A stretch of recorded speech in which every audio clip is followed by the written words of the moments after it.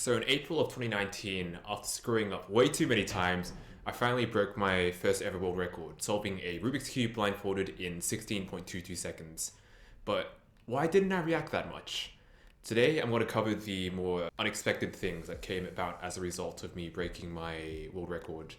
And this is a side that I don't talk much about, but I think it's important to talk about, so that's what this video intends on doing. Unexpected thing number one, there's still so much I don't know. So I had this coaching client who averaged around 40 seconds. As a reference, I'm around 19 myself, at my peak anyway. And I remembered him asking me a lot of questions in regards to how to learn floating free twists, 2E, floating buffers, like all the advanced techniques and stuff. And I was just like, I virtually never use these myself, so I don't feel like remotely qualified to teach you about these. Eventually, we realized that he was losing like a whole 30 seconds from like nerves, like back when he was able to compete. So we focused on that area more so like eventually, because it seemed a lot more important to me. This is why I had the apostrophes around master in the first video. There's always something to learn, like any master in any field can attest to this, but it's like the more you know, the less you know. Basically the Dunning-Kruger effect in action. I don't think it's a bad thing, and maybe me deliberately concentrating my efforts on the few things that I did know how to do well, that in itself helped me realize my goals. And I think that's okay, and the takeaway is that you're not gonna feel like an all-knowing, I don't know, godly superpower once you like reach this level. Like if anything, you're gonna feel like the opposite. Or if you're weird like me anyway, then that's the case. Unexpected thing number two, did I really deserve this? So in 2015 in Australia, we only had 5 competitions that held the 3x3 blindfolded event. In 2016, that doubled to 10. Fast forward 3 years later to 2019, where I happened to reach my peak. I tripled to 30, so that's a lot of competitions. Quite a few of them had 2 rounds instead of 1, so 6 solves instead of 3. And add on top of that, my ability to travel around a lot and, you know, support parents and a myriad of a lot of other things that are sort of hidden behind the scenes. And that's a lot of out of control things that went in my way. On the other hand, a blind solving enthusiast from South Korea would only have 6 competitions that held the 3x3 blindfolded event that they could go to versus the 30 in Australia. I think that for longer events, it's not really a big deal, but for the shorter ones where a good set of scrambles could make all the difference when it comes to breaking records of any sort, I think it's a really important factor. I remember a few years back, I had this random kid from like Korea contact me in regards to how to improve at 3x3 blindfolded. I think he was around like 2 to 3 minutes.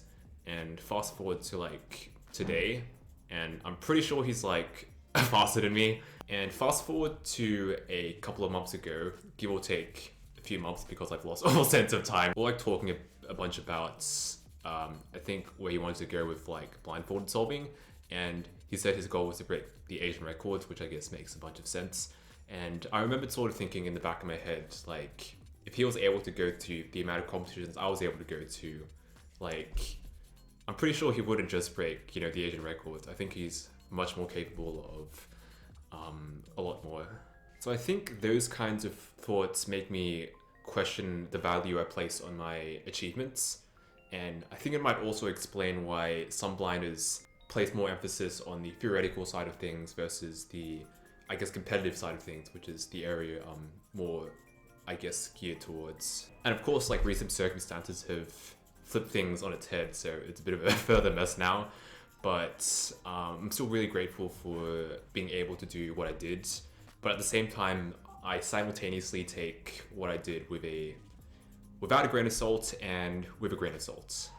Unexpected thing number 3, lack of external rewards. So after breaking the world record in basically solving what's considered like a puzzle for geniuses in world record time while blindfolded, I think people expected me to have at least won some kind of big trophy, like a stack of cash, or have become insert famous person here. So in terms of physical prizes, I just won a normal certificate, so nothing too fancy. And in terms of monetary prizes, regarding the competitions themselves, you only really win one if you succeed at a major competition, but this was just like a sort of chill one, so nothing there. And in regards to like, you know, cube manufacturer, you know, sponsorship, award money, like GAN was like the one manufacturer that didn't offer any of that. And in terms of like cube manufacturer sponsorship offers, I did get some, but they were kind of bad, so I turned them all down. So I kind of got 0 out of that. And in terms of fame, I was probably more well known in the cubing community after that, I presume. But at least to me, nothing else too noticeable. Maybe a few extra followers on all my social media platforms, but you know, I didn't become the next Arnold Schwarzenegger or anything. Having said all of that though, I don't really care much about the external rewards so much. I mostly just enjoyed the little moments, like how after getting the world record, like I had a longer line of people wanting my autograph than Felix Zemdex for once, so that was pretty funny. And I guess also the inner sense of achievements that I get from doing these kinds of things. But that does lead me to my next point. So unexpected thing number 4, lack of fulfillment. So after all these stories and such, there's one key thing that I haven't mentioned yet, and that is that my main goal was actually not to break the world record single, but actually the world record average of 3 solves. Even though that category isn't really as well known, because from the general, you know, person's point of view, why watch 3 relatively quick solves when you can watch the fastest solve? But once again, I don't really care a huge deal about that. I just wanted a more skill-based finish line to aim for. Anyway, here's the part of the story that I didn't talk about. So, after breaking the world record single and Felix sort of flipping out a lot more than I did, I was like, hang on a second. This gives me a pretty solid start and a solid chance of breaking the world record average, which was 20.12 seconds at the time. So obviously having the 16 at the start would really help anchor down my average. And so I did my second solve.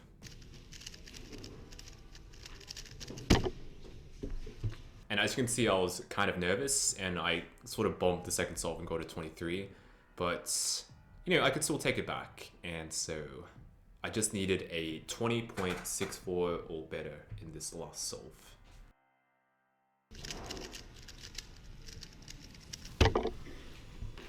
Like how that one wrong algorithm that I did in my solve at the World Championship cost me becoming the world champion at my first ever major competition. That one small lockup that I did at the end of that solve cost me getting my world record average. So even though I broke the world record single in the first solve of the round, I was actually low-key depressed afterwards because it kind of felt like I failed again, and barely, once again, barely. It's always when you're barely off that it just really gets to you. But fast forward to a few weeks later at another competition, I did this. And strangely, even after breaking what was meant to be my main goal, I still felt unsatisfied because I was so certain that I was going to get a sub 20 average, but I barely missed getting that. Also, I slept like crap the previous night, so I made like a few small mistakes in every single solve, so it just didn't feel complete. And fast forward to December 2019.